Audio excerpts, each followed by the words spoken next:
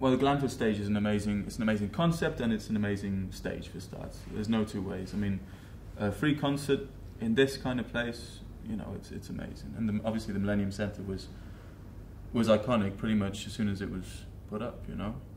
And so it's a huge privilege to play. Yeah. Also, I think it provides a really cool frame for us to bring everything, the band as it's grown, and just like. Just everything that happened in the last year. It'll be a bit of a homecoming gig for us, I think. I mean, it'll feel like that for me. Absolutely, anyway, so it could be a bit of an emotional highlight, really. Just thinking about it fills me with joy. Or a nervous breakdown. Or a nervous breakdown. One of those two things. Either way, a spectacle.